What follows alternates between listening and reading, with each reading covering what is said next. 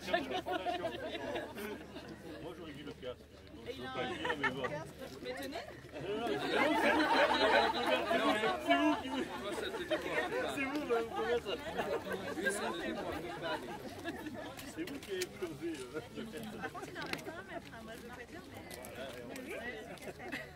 La deuxième pierre. La deuxième. Voilà, et là je pense qu'on peut vous applaudir.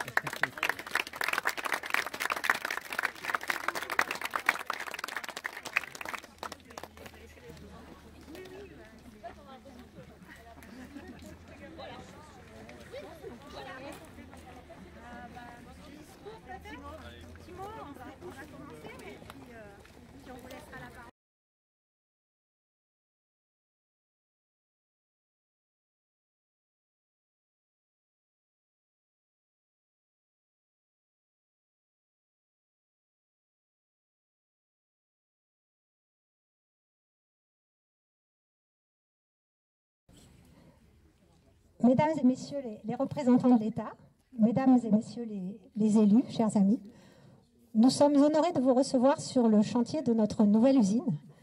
Qui aurait pu imaginer ça il y a seulement 10 ans, quand nous nous sommes installés grâce à la communauté de communes qui a bien voulu nous vendre les terrains et grâce à la mairie de Vaumeil qui nous a chaleureusement accueillis. Nous arrivions dans le bâtiment qui est là. Et c'était 800 mètres carrés, c'était immense. On s'est dit, oh là là, on va jamais pouvoir occuper tout ça. Il va falloir qu'on loue des places. On avait imaginé plein de choses, sauf qu'aujourd'hui, c'est plein comme un œuf.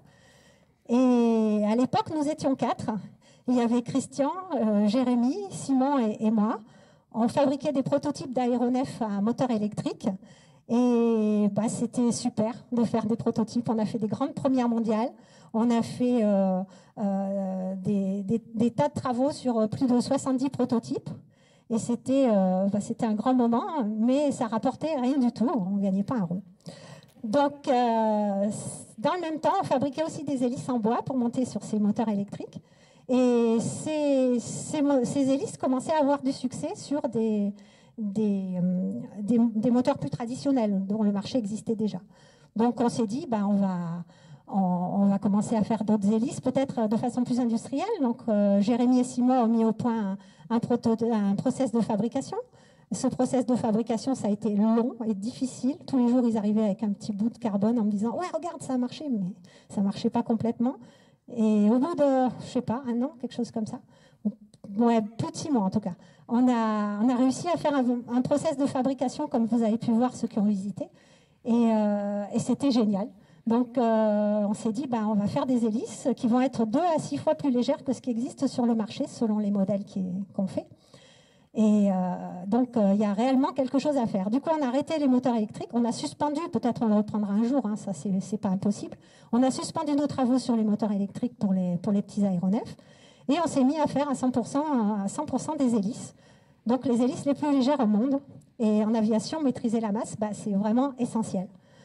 Donc aujourd'hui, Electravia fabrique des hélices en carbone avec du blindage titane pour certaines, pour équiper les petits avions, les ULM, les paramoteurs et les drones. Et en fait, le pari était gagnant parce qu'à l'époque, on était 4 et puis aujourd'hui, on est 40. Donc, nos clients, ce sont des particuliers, ce sont des écoles de pilotage, ce sont des fabricants d'aéronefs, évidemment, et puis également de grands groupes aéronautiques. On travaille avec de grands noms, et des laboratoires comme l'ONERA pour des programmes de recherche. En 2019, Electravia est devenu le leader mondial des hélices de paramoteurs. Paramoteur, c'est la chose bizarre, ronde que vous avez là. Qui a un essor considérable dans le monde entier. C'est vraiment l'aviation populaire. Pour quelques milliers d'euros, vous pouvez vous mettre en l'air, devenir un aviateur. Et ça marche très très fort. Et en plus, ils ont le bon goût de casser quelquefois leurs hélices en trébuchant un peu au décollage, à l'atterrissage. Ce qui fait qu'il y a un renouvellement énorme. Donc nous, on ne va pas dire que renouvellement d'hélices, bien sûr, énorme. Donc voilà, on est content de ça. Et donc, on a réussi à devenir le leader mondial en devançant un Allemand qui fait fabriquer en Thaïlande. Donc, la relocalisation est tout à fait possible. Et en la même année, on est devenu la plus grande entreprise française du secteur de l'aviation ultralégère. En 2020, on a fait plus de 45 000 pièces d'hélice carbone dans le bâtiment qui est là, avec une équipe très, très motivée. Nous exportons 87% de notre production dans 80 pays. Bref, Electravia, c'est une entreprise en très forte croissance. Et donc, pour faire face à cette demande et diversifier notre production en faisant d'autres pièces pour l'aéronautique, nous avons décidé de construire une nouvelle usine de 4000 m² qui sera là. Et ça va nous permettre de tripler notre production d'hélices. Je parle juste d'hélices, pas des autres projets qui sont pour l'instant que dans l'ordinateur et dans la tête de Jérémy. De tripler notre production d'hélices d'ici à 3 ans. Nous avons eu l'honneur d'être lauréat du plan de relance avec une subvention de 800 000 € pour réaliser cette nouvelle usine qui sera intelligente avec de nombreux robots et beaucoup informatisés, bien entendu. Et éco-responsable, ce sera un bâtiment à énergie positive, très très positive, et qui aura un chauffage et une climatisation par géothermie, mais ça Jérémy va vous en parler un tout petit peu plus. Et ça va nous permettre d'embaucher 30 nouveaux salariés. Sans la subvention du plan de relance, cet investissement n'aurait pas été possible avant de nombreuses années. C'est dire à quel point ce soutien est vraiment important pour nous. Et nous sommes également très fiers d'être lauréats du plan de relance parce que c'est une reconnaissance de nos travaux, de nos innovations et de l'engagement de toute notre équipe au quotidien. Je voudrais remercier du fond du cœur tous ceux qui nous ont aidés et soutenus toutes ces années. Notre équipe, bien sûr, nos familles, nos amis, nos clients, évidemment. Mais ils sont pas tous là aujourd'hui, on en a plus de 5000, donc il n'y avait pas assez de place. Tous ceux qui nous ont accueillis à Voumeil et à Sisteron quand nous sommes arrivés. Tous ceux qui ont cru en nos projets, en nous, et qui nous ont permis de mener à bien ces projets avec passion et persévérance. Et à vous tous aussi, tous qui êtes ici aujourd'hui, un immense merci. Et je vais laisser la parole à Jérémy. Je parie qu'il va vous parler de technique.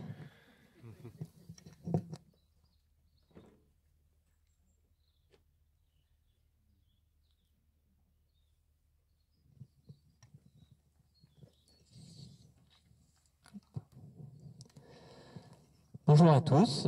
Je vais essayer de ne pas trop vous saouler, ou de moins ne pas vous saouler avec trop de technique.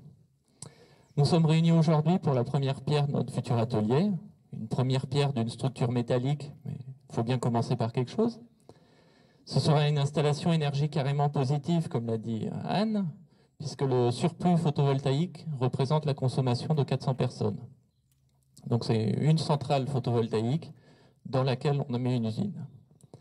Le système de chauffage et climatisation utilisera la géothermie. En gros, grâce à 10 forages de 130 mètres de profondeur, l'hiver, on se chauffe en refroidissant le sous-sol. Et l'été, on profite d'une climatisation gratuite en renvoyant la chaleur dans le sol. Je ne vais pas plus...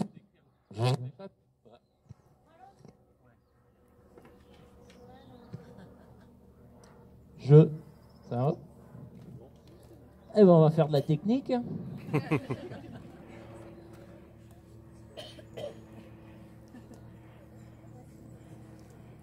Allô? Ouais. Donc je ne vais pas plus vous décrire le bâtiment, d'autant plus que tout n'est pas défini, notamment l'emplacement du baby-foot reste à définir. On va plutôt parler de sa raison d'être, fabriquer des produits innovants pour l'aviation ultralégère. Et pour illustrer cela, je vais vous parler de notre nouvelle hélice à pas variable glorieuse. Le pas variable, c'est le top de l'hélice, c'est l'équivalent en avion de la boîte de vitesse en automobile. Donc le travail sur les hélices a commencé en 2008 par la création du logiciel de modélisation. À l'époque, c'était une activité nocturne et bénévole qui occupait mes soirées, pour aboutir aujourd'hui à la conception innovante de cette nouvelle hélice qui permet de faire avec 4 kg mieux que ce que la concurrence fait avec 12. On parle souvent d'innovation de rupture, mais en aéronautique, j'aime pas trop l'idée. Cette hélice est principalement constituée de 8 pièces carbone, dont 4 faciles à fabriquer et 4 réalisables. Et je vais vous décrire les étapes de production d'une pale réalisable. Une fois la géométrie définie, Christian conçoit et usine les masters du moule. Avec patience, car il m'a fallu 3 itérations pour arriver au design actuel, avec essai au sol et en vol à chaque fois. Aurélien fait de magnifiques moules, le dernier rose bonbon, splendide. Super Pêche, notre centre d'usinage de moules, de mousse, unique au monde, taille les noyaux sous le contrôle précis du logiciel de Dimitri. Laurent et Frédéric assurent le drapage, c'est-à-dire mettent avec précision la fibre sur la mousse. Benjamin, Thomas, Christophe, Laurent et Jeff assurent avec soin la mise en moule, l'injection de résine et le démoulage. Et même après 150 000 pièces, l'étape nécessite grande dextérité. Cette pale est particulièrement complexe. Je pourrais vous expliquer pourquoi, mais la nuit va tomber. En tout cas, le moule a nécessité une presse spécifique réalisée pour Nicolas, qui n'est pas là aujourd'hui, car en apprentissage, 1 mois travail, 1 mois école, pour un repos bien mérité probablement. Antonin assure le maintien en parfait état des moules. Arrivé au rez-de-chaussée, Florian alimente le Terminator, le centre d'usinage et de contrôle dimensionnel, une ambitieuse réalisation faite en interne en 2017. Simon ayant conçu la mécanique pendant que je m'occupais du logiciel.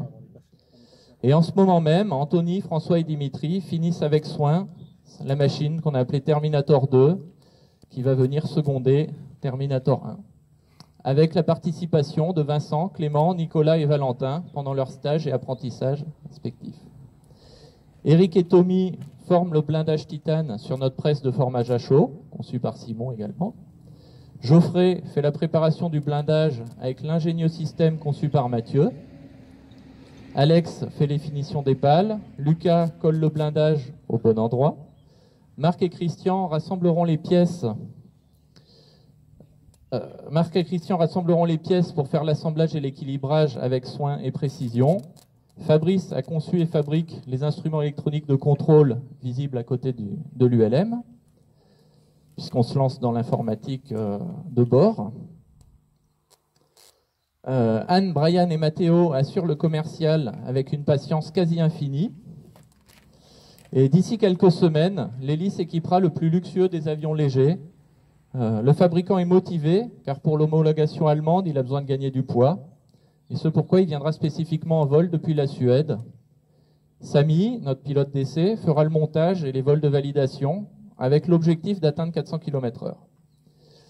Dans le cas d'une expédition, c'est Caroline qui finalise avec soin notre prestation.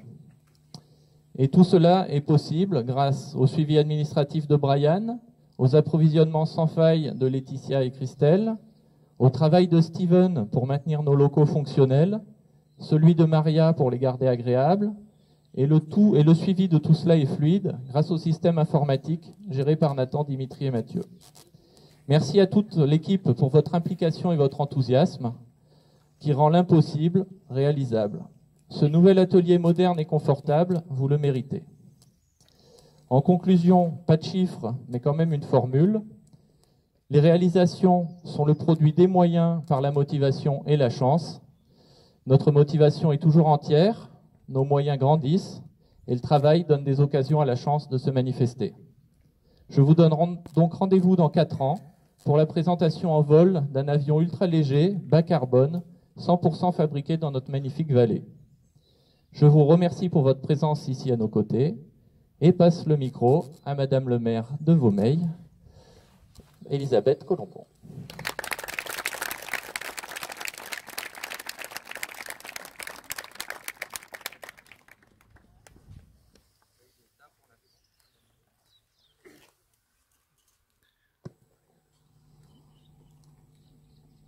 Madame la préfète, Monsieur le député, ancien ministre de l'Intérieur, Monsieur le sénateur, Madame et Monsieur le conseiller départementaux, Monsieur le président de la communauté de communes du Sisteronnet, Mesdames et Messieurs les élus des communes voisines, Madame la présidente Anne Lavran et Jérémy, le directeur, je ne sais plus comment on l'appelle, oui. Mesdames, Messieurs, c'est avec un grand plaisir que je vous accueille aujourd'hui sur notre commune de Vaumeil pour inaugurer la pose de la première pierre d'un atelier de 4000 m² qui sera dédié à la fabrication d'hélices aéronautiques en carbone. Je vous souhaite à tous la bienvenue.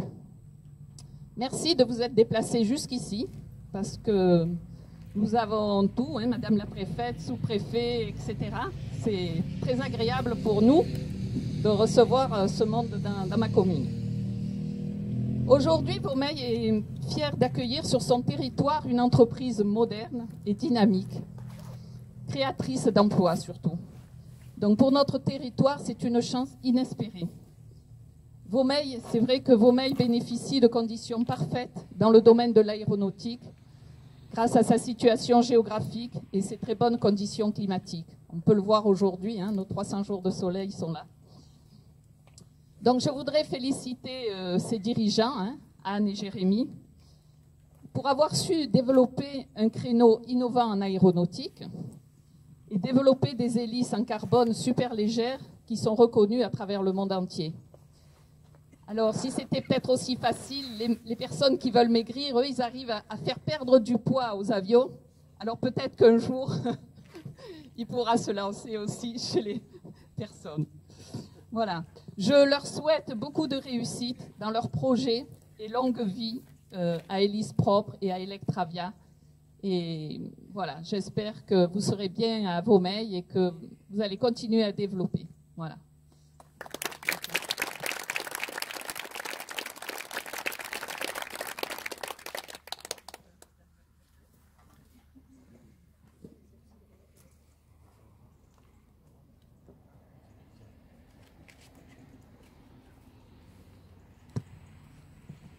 Monsieur Daniel Spagnou, vous voulez... Non?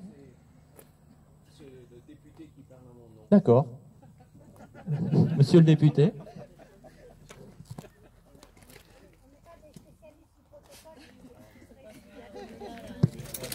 Ne vous inquiétez pas.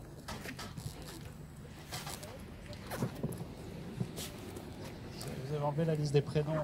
Assez masculin, la liste des prénoms, Madame la Présidente, pour compenser. Mesdames, Messieurs, sans plus de protocole, chers amis, juste quelques mots au nom de tous les élus qui sont là pour vous dire le plaisir que nous avons d'être ici, à vos côtés, à vous, à celles et ceux qui vous accompagnent au quotidien, aux côtés de tous les acteurs économiques qui sont représentés largement ici et qui font aussi partie de la dynamique de notre département des Alpes-de-Haute-Provence sur ces sujets importants et créateurs d'emplois. Juste peut-être commencer par saluer à travers vos mots, à travers vos sourires, cette fierté que vous avez de faire visiter, de montrer le chemin parcouru. Et cette fierté de vous projeter dans l'avenir, l'avenir de ce que vous inventez, de ce que vous créez et des projets que vous portez. Je suis sûr que toutes celles et tous ceux qui sont là l'ont noté. Il y a chez vous du sourire, il y a chez vous de l'envie, il y a chez vous du plaisir. Et quand on a croisé chacun de vos collaborateurs qui faisait la démonstration sur son poste de travail du rôle déterminant qu'il a dans cette chaîne de fabrication qui implique tous les postes et tous les prénoms auxquels Jérémy a rendu hommage tout à l'heure. Je crois que c'est vraiment cette aventure que vous construisez ici sur ces terres de Vaumeil, dans le pays du Sisteronnet, au cœur de la vallée de la Durance. Et donc, vous dire le plaisir que nous avons d'être ici et de voir cette fierté que nous partageons modestement comme représentants élus de ce territoire, parce que ça n'est pas rien d'être un leader mondial. Ça n'est pas rien aujourd'hui d'être présent dans, je crois, près de 80 pays. Ça n'est pas rien d'être identifié partout dans le monde comme sachant inventer, sachant innover.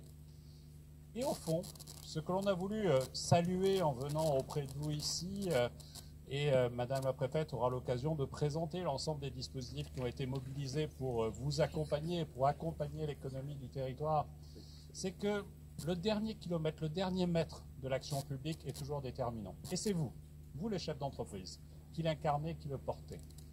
Quand on dit 100 milliards de plans de relance, ça ne parle pas forcément à beaucoup de monde. Quand on dit 15 milliards d'investissements, 30 milliards d'investissements, comme le président de la République l'a présenté il y a quelques jours, ça ne parle pas forcément à tout le monde. Mais quand on vient ici, concrètement, et qu'on voit ce qui va se passer ici, ce que vous allez faire, ce que vous allez inventer, ce que vous allez produire, là, ça parle concrètement. Et donc, il y a d'un côté l'engagement massif de l'État, aux côtés d'un département comme le nôtre. Hier, je donnais le chiffre par habitant, je vais le donner en volume. 712 millions d'euros ont été mobilisés dans les Alpes-de-Haute-Provence pour accompagner les Alpes-de-Haute-Provence pour faire face à l'immense crise sanitaire que nous avons connue. Et puis, il y a, dans le cadre du plan de relance, des enveloppes pour le soutien aux entreprises. Il y a ici de nombreux lauréats qui ont été retenus, et puis il y a ce que vous présentez. Et quand on est au plus près du terrain et qu'on voit cet objectif, cette ambition que vous portez, cette capacité d'invention, cette capacité de faire français, avec 90% des produits qui sont transformés ici et qui font ces pépites que vous commercialisez dans le monde entier, qui sont made in France. Du coup, on voit que là où il y a une volonté, il y a un chemin, et que vous savez, dans ce chemin, arriver à l'élever vers le ciel et à prendre les airs. Et donc, je voulais vraiment vous dire la fierté que nous avons de voir ce chemin-là. Et quand, au fond, le président de la République, mardi dernier, trace une feuille de route pour notre pays, qui est à la fois de mieux comprendre, de mieux vivre, de mieux produire, qui est au fond de bâtir cette France de 2030 qui doit émerger et voir émerger dans le pays des pépites et des ambitions, qui doit faire de notre pays et en Europe une terre de champions. On voit qu'ici, quand il y a cette volonté, quand il y a cette énergie, on la voit naître.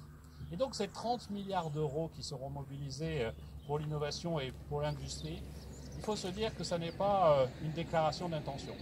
C'est la capacité que nous aurons à accompagner celles et ceux qui inventent, qui créent, qui produisent. Et vous êtes de ceux qui inventez, créez et produisez. Vous êtes ici, assisteront ce leader mondial dans votre domaine. Vous êtes ceux qui exportez, je l'ai dit, dans 80 pays. Et au fond, qui vantez, en plus de le commercialiser, mais ça c'est toujours utile, qui vantez le savoir-faire français. Donc notre présence ici, pour les élus, c'est évidemment tout simplement de vous dire merci. De vous dire merci de porter ici ce petit bout de territoire à vos mailles à travers tous ces pays du monde où vous êtes commercialisés, de porter cette fierté, de porter cette énergie, et surtout de garder le sourire et l'ambition de continuer à faire dans les hélices qui sont là, mais à faire aussi dans les projets dont vous ne nous avez pas parlé, cette pépite peut-être demain d'un avion 100% électrique qui sera produit ici. Le président de la République a fixé un objectif 2030 pour produire le premier avion à hydrogène et électrique du monde dans notre pays. 2030 c'est demain et on compte sur vous. Merci beaucoup.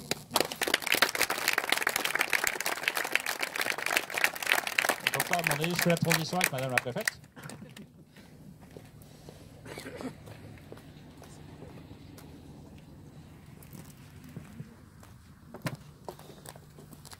Et moi, j'ai pas le problème de taille pour le micro, comme vous l'avez remarqué, je suis un peu plus petite que vous. Monsieur le ministre, monsieur le sénateur, monsieur le président de la communauté de communes, madame le maire, je salue madame la conseillère départementale également, monsieur le conseiller régional, les représentants du monde économique, la sous-préfète de Forcalquier, qui a joué un rôle aussi dans ce dossier, je le souligne, avec les autres partenaires. Et je salue évidemment, madame la présidente, monsieur le directeur, tous les salariés ici présents. Vous êtes déjà assis parce que vous en avez peut-être un petit peu marre, mais je vous rassure, je ne serai pas très très longue. Je voudrais quand même vous dire 3 choses. En fait, finalement, je ne devrais presque pas parce que vous avez presque tout dit ici. Avec cette superbe bâche, ce superbe kakémono, vous avez tout dit, vous avez prononcé ce merci vis-à-vis de France Relance qui est porté par l'État. Et monsieur le ministre vient de le dire, c'est nous aussi qui avons envie de vous dire merci ce soir. Alors quand même souligner 3 choses. Nous sommes ici pour démontrer que oui, le plan de relance, quand l'État vient mettre 100 milliards d'euros dans le pays pour faire de la transition écologique, pour faire de la compétitivité des entreprises et pour faire de la cohésion sociale et territoriale, ces 100 milliards d'euros, le département des Alpes-de-Haute-Provence en bénéficie, dans ses collectivités locales, dans ses associations et dans ses entreprises. Donc vous êtes l'un des 12 premiers lauréats. Il y a d'autres lauréats et on ne va pas s'arrêter là. On aura d'autres lauréats le cas échéant. Vous faites partie de ces entreprises qui ont su proposer un dossier très intéressant qui correspondait parfaitement à ce que nous voulions faire et avec un peu d'accompagnement, vous avez été retenu. Et donc ça démontre que oui, ici, comme ça a été dit, Avomey assisteront dans ce petit bout de France. La relance, elle vient également avec des choses concrètes. C'est de l'investissement, vous l'avez dit, on se trouve là sous les fondations d'un futur bâtiment de 4000 m², et on fait des emplois, et on crée des emplois. Votre entreprise, elle faisait quoi, 35 salariés il y a quelques mois encore, vous êtes à 40, vous allez monter à 70, vous doublez. On passe de 35 à 70 emplois. Et bien ça, multiplié par 12 lauréats à l'échelle du département, avec ce seul appel à projet, territoire d'industrie, on est en train de créer 160 emplois. 160 emplois, plus les quelques projets qui sont encore dans nos tubes et qu'on espère sortir dans les prochaines semaines. Donc ce sont des choses très concrètes. Donc oui, le plan de relance, France Relance, c'est très concret dans le département, c'est très concret à Avomey. Et il était normal qu'on se donne les moyens pour faire en sorte que vous puissiez en bénéficier, puisque votre projet répondait à cette ambition-là. Deuxième élément, c'est que ce projet, il est exemplaire. Monsieur le ministre vient de le dire, on a un vrai savoir-faire, une envie de faire français en France, et d'augmenter aussi, le cas échéant, les composants qui viennent de France pour aussi faire un écosystème territorial. Et tout ça s'inscrit dans France 2030, que le chef de l'État vient de présenter, avec une dimension aérienne et spatiale qui est largement mise en avant. Donc vous avez projeté quelques idées là, à la fin de vos interventions. On rêve évidemment de pouvoir un jour inaugurer les tout premiers prototypes ou autres qu'on fera ici à Sisteron-Vaumeil et pourquoi pas. Vous avez également mentionné toute la partie photovoltaïque qu'on voit sur les toits. Et ça fait partie des choses qu'on essaie de pousser dans ce département. Et il n'y a pas que le photovoltaïque dans votre présentation, il y a la géothermie. Et ça fait partie du mix énergétique qu'avec la sous-préfète de Fort-Calquier, on essaye de développer dans le département avec les élus, bien sûr les présidents d'intercommunalité, monsieur le président, pour qu'on fasse encore du photovoltaïque dans le département, pas que du photovoltaïque. Et bien on voit ici ou là, en se déplaçant dans le département, que oui, on fait déjà de la géothermie, et oui, on va encore en faire. Évidemment, ça aussi, c'est un sujet de projection très important dans notre politique énergétique et dans nos politiques environnementales. Et puis le dernier point de mon intervention, c'est d'apprécier, de vous dire à quel point j'ai apprécié que vous citiez nommés membres salariés par leur prénom, parce que c'est vous, mesdames et messieurs, c'est vous aussi qui avez permis que nous soyons présents aujourd'hui tous ensemble, et c'est vous qui permettrez que la page de l'histoire qui continue à s'écrire aujourd'hui, elle ait un sens et qu'on puisse maintenir ces emplois, les développer et faire valoir notre savoir-faire dans l'ensemble de ce pays et dans le monde entier. Et évidemment, parmi ces noms, vous permettrez, Madame la Présidente, évidemment, de vous rendre hommage, parce qu'il faut prendre des responsabilités importantes quand on est à la tête d'une entreprise comme la vôtre. Et vous me permettrez aussi de rendre hommage à votre directeur. J'avais déjà perçu, en venant faire cette visite il y a quelques mois, une forme d'hésitation de ma part à vous qualifier, monsieur, de géotrouve-tout, de MacGyver, je ne sais pas bien. Donc c'est un savant mélange entre les deux. Et moi, ça me rend encore plus humble, parce qu'il y a des métiers, il y a des intelligences, il y a des génies que moi je n'ai pas, clairement, que vous avez. Et s'il n'y a pas cette capacité à avoir des idées, à avoir des concepts et être vraiment capable de les développer avec un système D que vous savez développer, on n'en serait pas là aujourd'hui. Donc vraiment bravo, je suis très admirative de tous ces savoir-faire et du rôle que chacune et chacun d'entre vous joue dans ce dispositif. Voilà, donc vous cherchez à réduire la masse, nous on met le paquet du coup pour que vous réussissiez à réduire la masse. Et je crois, madame, vous avez dans une petite page, et à l'idée dans le cadre de France Relance, des témoignages qu'on a pris pour illustrer comment votre réussite, celle des savonneries de Haute-Provence ou d'autres dans le département, il y avait trois petits mots, une belle histoire. C'est déjà une belle histoire, on écrit une page importante aujourd'hui et je suis sûre qu'il y en aura plein d'autres à faire ensemble. Merci à tous et félicitations.